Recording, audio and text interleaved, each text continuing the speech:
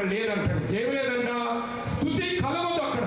మృతి నీకు కృతజ్ఞతాస్తుతులు మాత్రం చెల్లింపదు. ఇక దాంట్లోకి వెళ్ళిపోయిన తర్వాత, ఇక్కడ పెట్టులో పెట్టేసిన తర్వాత పూలు చల్లేసుకుంటా ఆ పెట్టి బాగా వెళ్తూ ఉంటుంది. అర్థమైందండి? పూలు ఓకి జనం మీద కూడా చల్లుతున్నారు ఇప్పుడు. అర్థమైందండి? చల్లాల్సిన పెట్టి మీద అయితే అయ్యగారి మీద కూడా చల్లుతున్నారు. మొన్న నేను అక్కడికి వెళ్తే అసలు ఎవరి మీద చల్లాలో కూడా తెలవట్లా. అదేంటి వెనక చూస్తాడు, పూల సంచి పట్టుకుని పోతున్నాడు. అసలు ఎవరి మీద పడిపోతాడో కూడా తెలియట్లేదు. అసలు ఎక్కడ చల్లాలో కూడా తెలియట్లేదు.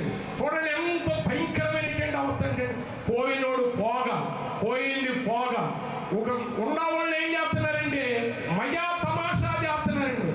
టపాకాయలు వేసేవాడు నవ్వుకుంటా, పేలుకుంటా, పోట్లాడుకుంటా, గుద్దుకుంటా, వీళ్ళు కూడా ఫుల్లుగా కింద పైన బాగా తాగి మదిచ్చి ఏం చేస్తున్నారంటే ఏది చెయ్యాలో అది చేయట్లా, ఏది చేయకూడదో అది చేస్తున్నారు.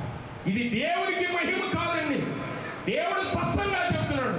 అది దాన్ని దేవుడు ఏమంటున్నాడంటే క్రమంగాను, మర్యాదగాను, ఆశీర్వాదకరంగాను, జయకరంగాను ఆ బలిల కార్యక్రమాలంట జయోత్సాహంగా చెయ్యి.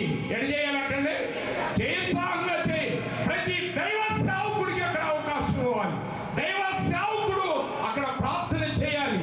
తండ్రి కుమార పరిశుద్ధాత్మనామంతో ఆ ఆత్మకి శాంతి కలుగునట్లంట అక్కడికి ప్రార్థన లేదు. ఇక ఆఖరి ప్రార్థన ఇక్కడే. ఏది చేసినా భూమి మీదేనండి.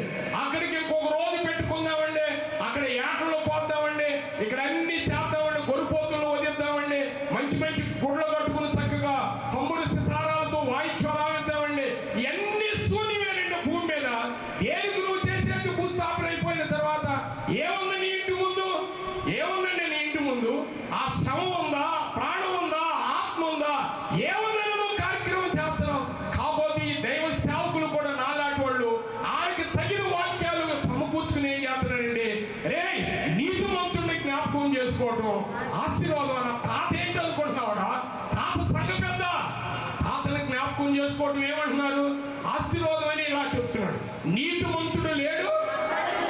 ఎవడున్నాడు నీతిమంతుడు?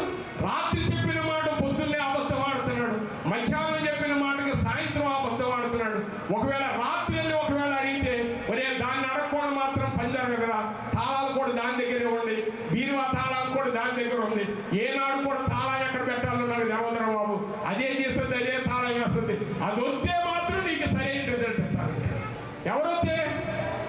ఎవరైతేనండి భార్య అవుతేనండి. చూడండి ఎంత భయంకరమైన విషయం అండి.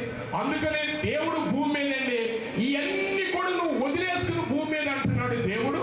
దైవ గ్రంథం పట్టుకుని వచ్చిన వాళ్ళకి, మారు మనసు పొందిన వాళ్ళకి, పాపక్షమాపణ పొందిన వాళ్ళకి, ఆయన శరీరం రక్తాన్ని తిని త్రాగేటువంటి ఈ కుటుంబాలకి, సంఘానికి నేను ఏమేమి చెప్తున్నానంటే ఇక పాతాళంలోకి వెళ్ళిన తర్వాత ప్రార్థన కూడిక మాత్రం లేదు. నువ్వు మృత్యు అయిపోయిన తర్వాత, చనిపోయిన తర్వాత బైబిల్ పట్టుకుని అయ్యగారి దగ్గరికి వెళ్ళి ప్రార్థన చేపించుకుని వచ్చిన తర్వాత నన్ను పెట్టులో పెట్టండి అంటే మాత్రం కుదరదు. ఒకవేళ ఇంటికాడ లేచి అయ్యగారి దగ్గరికి వస్తే అసలు ముందు అయ్యగారిని మారిపోతారు కదా. అసలు చనిపోయిన వాళ్ళు లేచి మా ఇంటికి వస్తుంది. ఇది ఒక ఆశ్చర్యం కదా. గ్రంథం ఏమని బోధిస్తుంది? పాతాళములకు నీకు స్తుతి కలుగదు, మృతి వాళ్ళు కూడా నీకు కృతజ్ఞతాస్తుతులు మాత్రం చెల్లింపరు. సమాధిలోనికి దిగువారు నీ సత్యమును ఆశ్రయించరు. సమాధిలోనికి వెళ్ళిపోయిన తర్వాత ఇక వాళ్ళకి సత్యం తెలవదండి. ఏం తెలియదండి? సత్యం తెలవదు. కానీ ఏంటంటే భూమి మీద ఉన్నంత కాలం గ్రంథం తెలుసు వాళ్ళకి. చనిపోయిన తర్వాత ఏం చేస్తారంటే పాతాళంలోకి వెళ్ళిపోయి పంపించేటప్పుడు ఏమంటారంటే మళ్ళీ నేను వెళ్ళొస్తా దయసరికి ప్రార్థన మందిరంలో కైగారి దగ్గరికి మళ్ళీ వెళ్ళి బెమలం చెరువులో ఒకసారి అయ్యా నిజంగా బాప్తిజం తీసుకుని ఏసయ్య ఏమంటాడు ఆయన? మా 5 అన్నదమ్ములకి చెప్పి వచ్చేసేస్తా. నేను అక్కడ నిలవండి, అసలు ఒక్కసారి చెవులో చెప్పి వచ్చేస్తా. ఆయన అంటున్నాడు నేను విడిచిపెట్టనయ్యా అంటున్నాడు. కానీ ఇక్కడ ఏమని రాయబడదు చూడండి, 19వ వచనంలో సజీవులే కదా నిన్ను స్తుతించుదురు. ఈ దినమున నేను సజీవుడిని నిన్ను స్తుతించుతున్నాను. ఆమేన్. అందరికి అర్థమైందండి ఈ మాట? ఇంకొకసారి ఎవరైనా చదవండి. సజీవులు, అక్కడ కామ ఉంది, సజీవులు అనండి. ఎవరు ఇప్పుడు సజీవులు?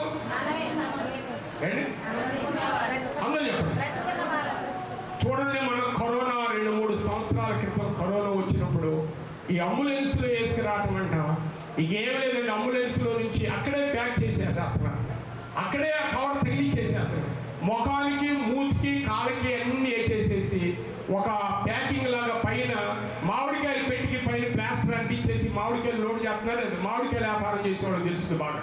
ఆడు పేపర్లు వేసి 2 డజన్ల కాయలు అనుకోండి, 25 కాయలు చక్కగా ప్యాకింగ్ చేసి పైన ఏం చేస్తున్నారంటే అట్ట ఆ మూతి అటు ఇటు ఉండకూడదు, దానికి ఏం చేస్తున్నారు, ప్లాస్టర్ వేసారు. అట్లాగే ఈ కరోనాలో చనిపోయిన వాళ్ళందరూ కూడా ఒక బ్యాగులో పెట్టేసి పైన ప్లాస్టర్ వేసేసి అంబులెన్స్లో పడేస్తుంటే చూడండి, విజయవాడలో చెప్పారు అక్కడ ఈ శవాలంటే ఎవరెవరో కూడా తెలవట్లేదంట.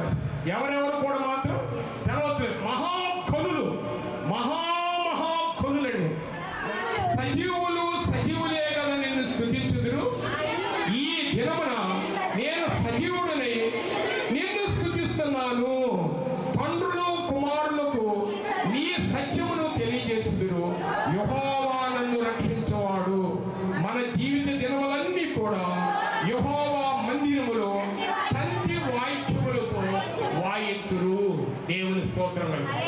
ఈ జీవిత కాలం అంతా కూడా ఏంటంటే లోకంలో వాయిద్యాలు ఆవేయటం కాదండి, లోకం లేదు గంభీరంగా నువ్వేదో పెద్దగా ఉండటం కాదండి. నీ యొక్క ఆత్మ కొరకు ఏంటంటే నువ్వు దేవుని మందిరంలో వాయిద్యాలు ఆవేయాలి, దేవుని మందిరంలో నువ్వు సజీవుడిగా ఉండాలనేటువంటి సాక్ష్యాన్ని నువ్వు చెప్పాలి. ఒకటి పాతాళం ఉంది, రెండవది ఏంటంటే పరలోకం. ఆఖరిగా ఏంటంటే ఆ 5 అన్నదమ్ములకి బ్రతికున్నటువంటి వాళ్ళకి ఈ నెల్లి సువార్త చేయడానికి అవకాశం మాత్రం లేదంట. ఆయన అక్కడ కూర్చుని ఆ అగ్ని కుండంలో వేసేసేసాడంట. దేవుని యొక్క నామాన్ని బట్టి ఆ కుండంలో ఉండి కేకలేస్తున్నాడు. కుండంలో ఉండి ఏం చేస్తున్నాడంటే కేకలేస్తున్నాడంట. ఆయన వస్త్రాలు ఎలాంటివి అనుకుంటున్నారు? ఆయన వస్త్రాలు ఎలాంటివి అండి? అదిగో సన్నపు అసలు ఏమో కూడా మొలిను అన్నటువంటి దగదగా మెరిసేటువంటి నారబట్టు ఏనంటమ్మా ఓదారంగు వస్త్రాలతో ధరించగలిగినటువంటి మహానుభావుడండి.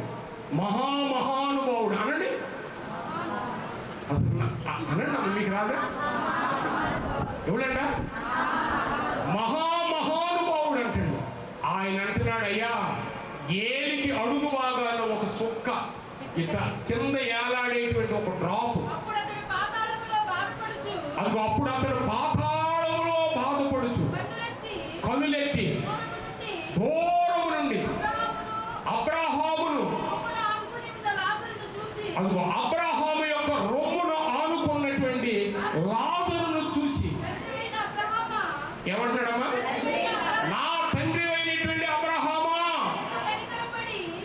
కనికరపడి అది వేలు కొనను ఆ ముంచి అది 4 మీద ఒక డ్రాప్ లాజరు గారిని పంపమంటాడు. చూడండి, బల్ల కింద రొట్టె ముక్కలు ఏరుకున్నటువంటి లాజరు గారిని అంట ఒక్కసారి పంపయ్యా, ఒక్క డ్రాప్ తీసుకొచ్చి నా నోటి మీద ఎత్తడయ్యా. దేవుని స్తోత్రం. హల్లెలూయా చెప్పండి. ఏకాంత ప్రార్థనలో ఎన్ని క్యానులు తాగేసాం? మనిషికి 2 క్యానులు తాగి ఉంటారా? రోజుకి 1 క్యాన్ తాగి ఉంటాం. క్యానుల దగ్గర సేవల మోత, ఈగల మోత, గబగబా వెళ్ళటం, సీసాలు పెట్టేటట్టు ఊపటం, అటు ఇటు చెట్టు కుదరటం, అందువల్ల వెనకాల ఎవరైనా వస్తున్నారు వాళ్ళకి వస్తే గబాల కింద పోసేసేసి మళ్ళీ సీసా కాపించేసి అందువల్ల